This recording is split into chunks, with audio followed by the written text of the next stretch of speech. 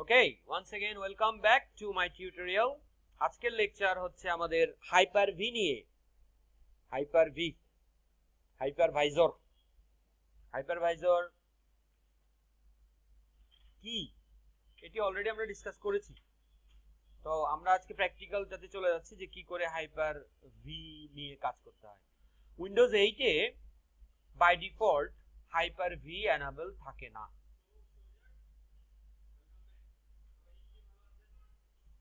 তো আমাদেরকে কি করতে হবে? আমাদেরকে যেটা করতে হবে সেটা হচ্ছে আমাদেরকে আগে হাইপার-ভিটাকে এনেবল করে নিতে হবে।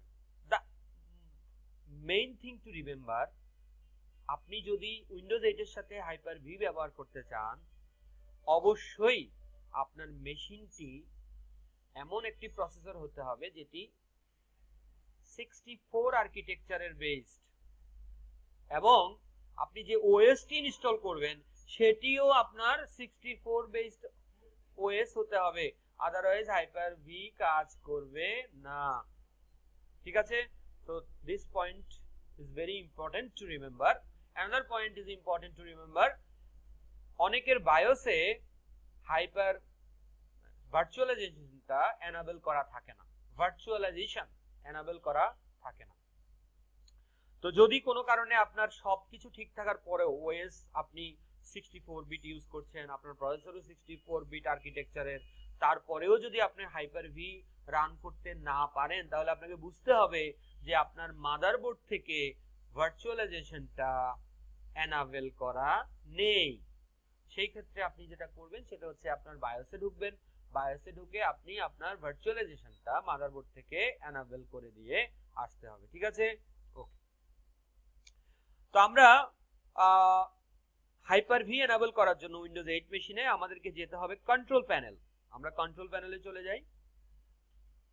কন্ট্রোল প্যানেল, এন্ড দেন আমরা কন্ট্রোল প্যানেলের আন্ডারে আমার লেফট সাইডে আমি দেখতে পাচ্ছি একবারে সবার শেষে প্রোগ্রামস বলে একটা অপশন আছে, প্রোগ্রামস, এবং তার নিচে আনইনস্টল এ প্রোগ্রাম। আমরা জানি এই প্রোগ্রামটি আমরা ব্যবহার করি কোনো একটা প্রোগ্রামকে ইনস্টল বা আনইনস্টল করার জন্য। তো এইখানটাতে যদি আমরা যাই, এর ভিতরে যদি আমরা ঢুকি প্রোগ্রামস এন্ড ফিচার্স উইন্ডোতে, আমরা দেখতে পাবো আমাদের বাম দিকে turn Windows features on or off এই অপশনটি আছে। Turn Windows feature on or off, এখানে একটু ক্লিক করেন। আচ্ছা, এই turn Windows feature on or অফে আমরা এর আগেও এসেছিলাম, আপনাদের নিশ্চয়ই মনে আছে। আমরা এখানে এসে টেলনেট সার্ভিসটাকে এনেবল করেছিলাম। বাই ডিফল্ট টেলনেট সার্ভিসটাও এনেবল থাকে না। সো এমন অনেক কিছু আছে যেগুলো বাই ডিফল্ট এনেবল থাকে না। তো আমার মেশিনে এখানে দেখতে পাচ্ছেন বাম দিকে হাইপার-ভি বলে একটা অপশন আছে, আপনাদের মেশিনেও নিশ্চয়ই দেখাচ্ছে হাইপার-ভি, এবং আমার এখানে এই মুহূর্তে এটা এনেবল করা আছে, টিক দেয়া আছে। তো আপনারা যদি এনেবল না থাকে আপনারা এটাকে এক্সপান্ড করেন, এক্সপান্ড করে হাইপার-ভির পাশেই আপনি টিকটা এনেবল করে দেন, টিকটা দিয়ে দেন হাইপার-ভির পাশে। ঠিক আছে? ওকে, টিকটা দিয়ে দেখেন যে দুটার মধ্যেই টিকটা আসছে কিনা, শো করছে কিনা, হাইপার-ভি ম্যানেজমেন্ট টুল এবং হাইপার-ভি প্ল্যাটফর্ম শো করছে। দেন ওকে দেবেন। ওকে দেওয়ার পর কম্পিউটার আপনার কাছে একটা রিস্টার্ট চাইবে, আপনি কম্পিউটারটাকে রিস্টার্ট করে নেবেন। ওকে দেওয়ার পর কম্পিউটারটাকে রিস্টার্ট করে নেবেন। ঠিক আছে? আমি ভিডিওটি আপাতত পজ করছি, যখন আমরা রিস্টার্ট করে আবার ব্যাক করব তখন আমরা ভিডিওটি আবার শুরু করব। আচ্ছা, তো আমরা হাইপার-ভি উইন্ডোজ 8 এ কি করে এনেবল করতে হয় সেটা দেখলাম, এবং আমরা এনেবল করার পর আমরা দেখেছি যে আমাদের একটা রিস্টার্টের প্রয়োজন ছিল কম্পিউটারটা, তো আমরা কম্পিউটারটাকে রিস্টার্ট করে আবার আগের পজিশনে ফিরে আসলাম। এখন আমরা দেখব যে হাইপার-ভি কিভাবে ওপেন করতে হয় এবং হাইপার-ভি ব্যবহার করে কিভাবে আমরা কাজ করতে পারি। কেমন? তো আমরা যে হাইপার-ভি এনেবল করেছি, আমরা সেই হাইপার-ভিটাকে দেখতে পাবো যদি আমরা আমাদের স্টার্ট স্ক্রিনে যাই। স্টার্ট স্ক্রিনে গেলে আমরা দেখতে পাবো যে আমাদের এখানে হাইপার-ভি ম্যানেজার এবং হাইপার-ভি ভার্চুয়াল মেশিন বলে দুটি অপশন দেখাচ্ছে। কেমন? ওকে,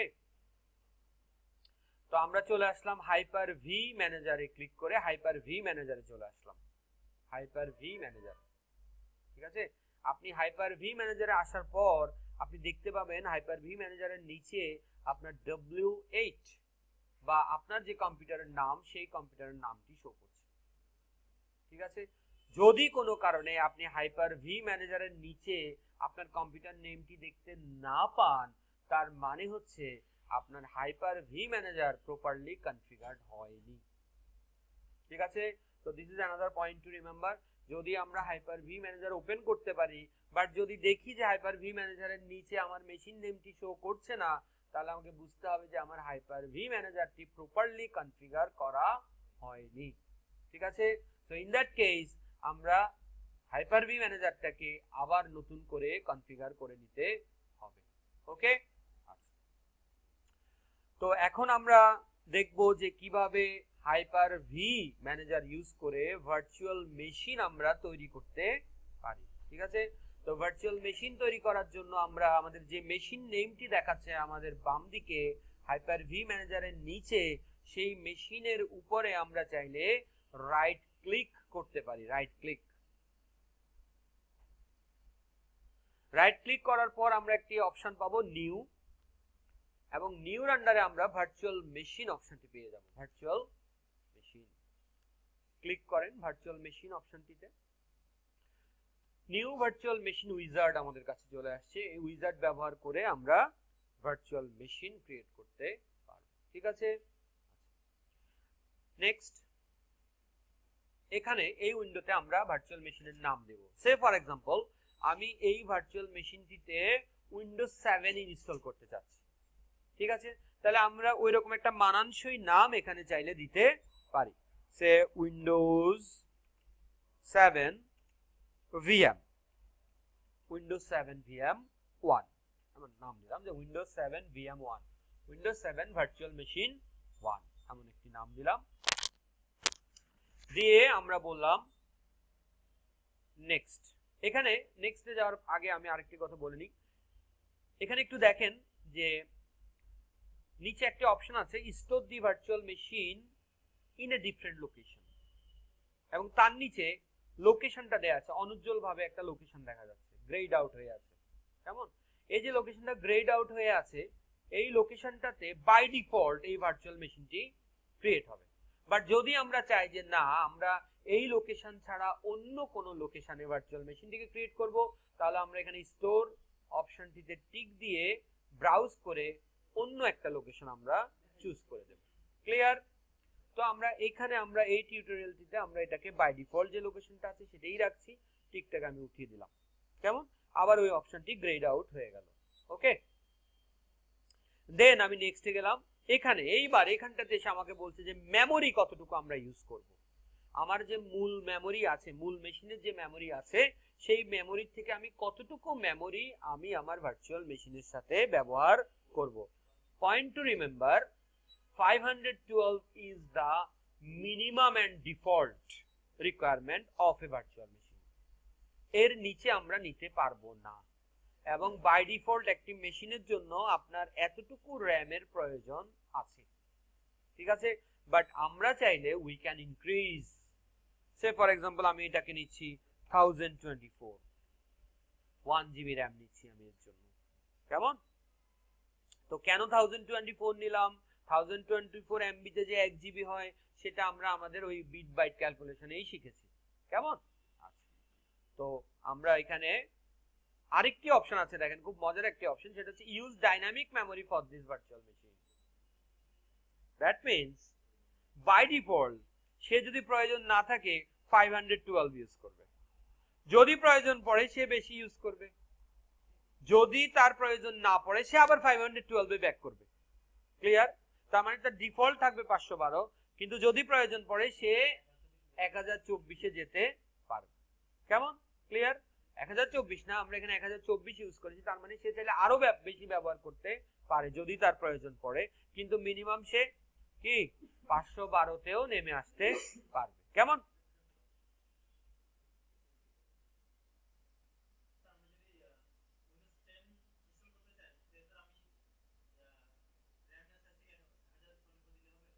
এনিথিং ইউ ওয়ান্ট। এটা আপনি কত দিবেন সেটা ডিপেন্ড করবে হচ্ছে যে আপনি কতটুকু র্যাম ব্যবহার করবেন বা সাইজ দিবেন, সেটা ডিপেন্ড করবে আপনার ফিজিক্যাল র্যাম কতটুকু আছে তার উপরে। আপনার যদি 1024 ফিজিক্যাল র্যামই থাকে, ইউ ক্যান নট ইউজ 1024 কি। সো অ্যাট লিস্ট আপনার, আমরা ধরে নিচ্ছি, অ্যাজিউম করছি you have at least 4 GB of RAM. তো তার থেকে আমরা 1024 এমবি এই মেশিনটির জন্য ব্যবহার করলাম। আবার আপনি শুধু একটা মেশিনের জন্য করলেন, আপনাকে আরো মেশিনেরও চিন্তা মাথায় রাখতে হবে। যদি এখানে আপনি আরো দুইটা আরো তিনটা মেশিন ক্রিয়েট করেন, তাহলে তাদেরকেও তো আপনাকে র্যাম দিতে হবে যেটা মূল মেশিনের সাথে শেয়ার করবে। তাহলে আপনাকে ঠিক সেইভাবে আপনার র্যাম অ্যালোকেশনটা করতে হবে। ঠিক আছে, সে মনে করেন আমি তিনটা মেশিন তৈরি করলাম, তিনটা মেশিনে আমি 3 জিবি দিলাম, নো প্রবলেম, কারণ আমার এই মেশিনটাতে এই মুহূর্তে 8 জিবি র্যাম আছে।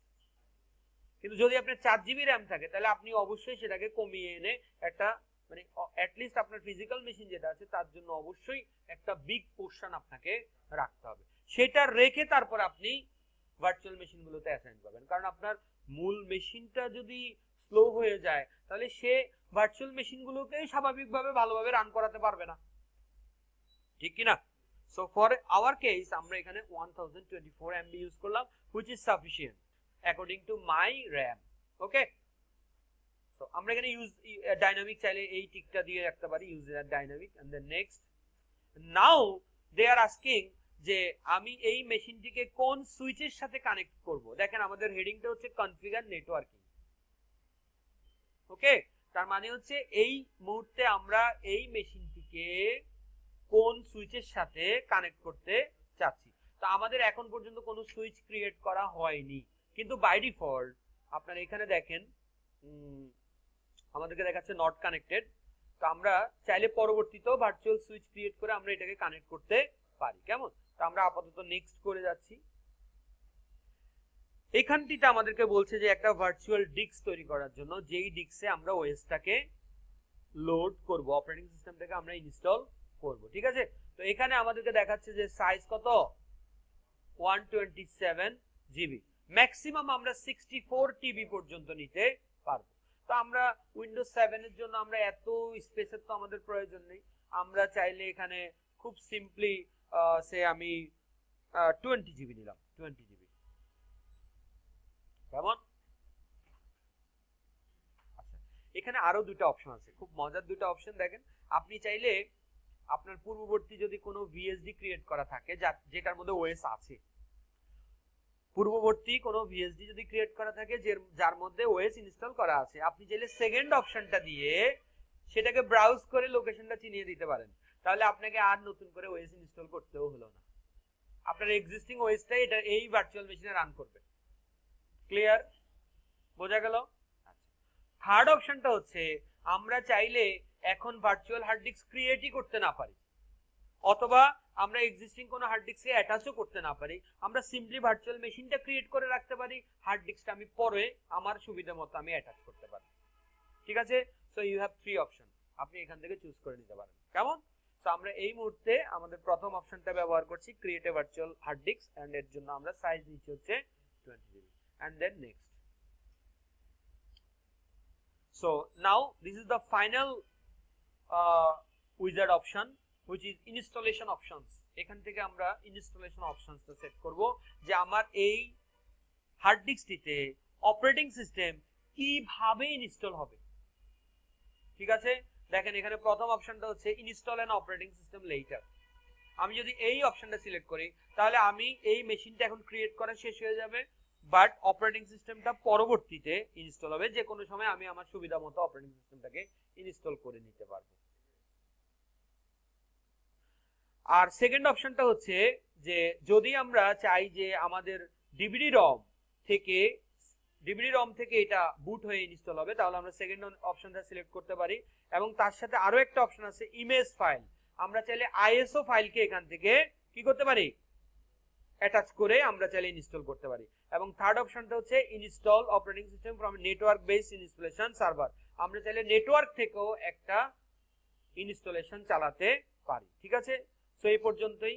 পরবর্তী হাইপার-ভির পরবর্তী অংশটুকু আমরা পরবর্তী ভিডিওতে কভার করব। ওকে, সো এই পর্যন্ত সবাই ভালো থাকবেন, আগামী ভিডিওতে আবার দেখা হবে।